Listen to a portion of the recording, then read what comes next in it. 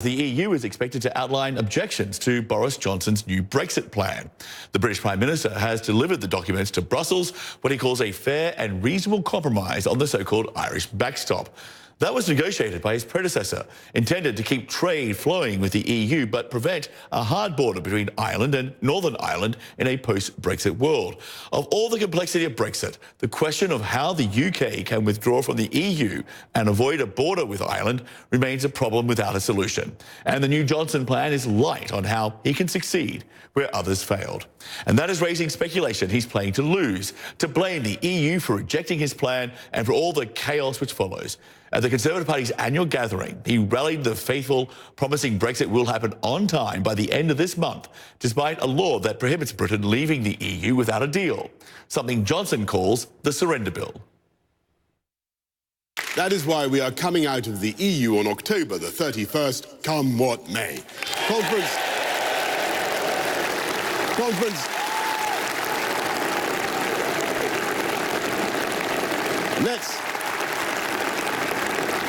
Let's get Brexit done. We can, we must, and we will, even though things have not been made easier by the surrender bill.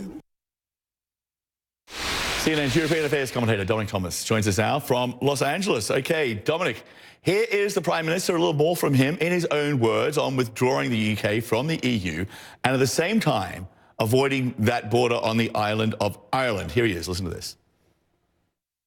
We will, under no circumstances, have checks at or near the border in Northern Ireland. We will respect the peace process and the Good Friday Agreement. And, at the same time, we will allow the UK, whole and entire, to withdraw from the EU with control over our own trade policy from the start. It's all great stuff. The only problem, it seems, that those two statements cannot coexist. I think it's an either-or proposition, and Johnson hasn't really explained how they can happen simultaneously. Right, he has not, John. And so with Theresa May's deal, it was quite straightforward. They negotiated with the European Union, the withdrawal agreement was all set, and in the transition period, Northern Ireland would remain in the single market and in the customs union in what was called a backstop. The backstop is a synonym for an insurance policy. What Boris Johnson has done and the changes that he's enacted here is to essentially argue that Scotland, Wales and England should be fully extricated from the European Union and that Northern Ireland, so that there would not have to be checks with the Republic of Ireland, would remain in the single market for a determined period, and that every 4 years, essentially the Northern Irish, the Stormont, the Assembly would get to revisit that arrangement. The problem with that is that the removal of this insurance policy is essentially Boris Johnson asking the European Union to trust him, which is something that they are simply not willing to do, and that the Republic of Ireland will not go along with this, and then the other 26 EU countries with the Republic of Ireland, the 27, will simply not go along with that. So there's changes, there's proposals here, but it does not deal with the fundamental question of protecting the integrity of the trade relationship, the personal relationship of the island of Ireland, or the integrity of the European Union's policy. And so this deal will go nowhere for just those few reasons. It will go nowhere in Brussels, and it seems it will go nowhere in Parliament. Listen to Jeremy Corbyn. He's the leader of the main opposition Labour Party. It's worse than Theresa May's deal. I can't see it getting the support that he thinks it will get, and it will take us into a regime in Britain of deregulation, of undercutting, and I think will also undermine the Good Friday Agreement.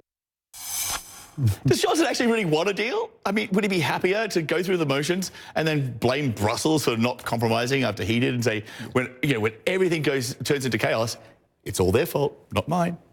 Absolutely, John. Look, he's got three people to blame: the European Union, the British Parliament and the UK Supreme Court, okay? So all of that works very nicely for him.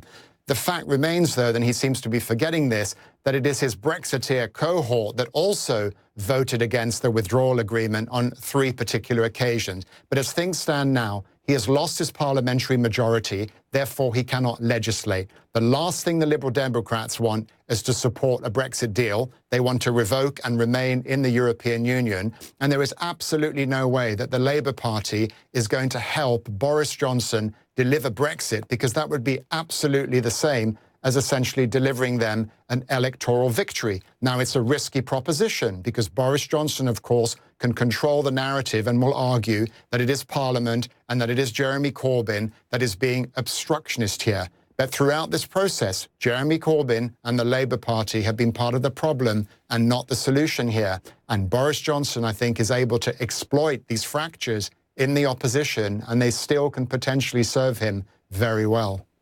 Yeah, and despite the fact that in Britain they've been talking about Brexit and almost nothing else for the past 3 years, there could be a few people living under a rock who have no idea it's coming, and hence we have this new television campaign courtesy of the British government. Here's part of it. Get ready for Brexit on the 31st of October. Travelling to the EU is going to change. To keep your trip on track, there's things you need to check. Check your passport is valid for travel to Europe. Check that you have the right driving documents. And check your travel insurance covers all your healthcare needs. It's all going to be fine. Just check your passport. That's going to be the only big upheaval. If Johnson was being really honest, the ad should say, get ready for a snap election. Yeah, I mean, this is absolute. Look, the next thing, of course, and Boris Johnson can say whatever he likes. It's wishful thinking. His followers will applaud him. The fact, let's not forget, Parliament has voted and legislated that he cannot leave without a deal on October 31st, and that he will be forced to go back to the European Union. He can refuse to do this. There will be a vote of no confidence, and a general election will be called once an extension has been guaranteed and they get beyond that line. There is no way out of this for Boris Johnson. He knows this full well, and it allows him to keep this narrative going that it is he and the Conservative Party that are unambiguously committed to Brexit, and he absolutely wants to go into a general election where it is essentially a Remain versus a Leave setup, and where Jeremy Corbyn is the shadow of the potential leader if that fails. And I think that that narrative, even though statistics and polls show that the British public is evolving on the question of remaining in the European Union, the fact remains that the Conservative Party is still today the main leading party in the UK with all of this going on.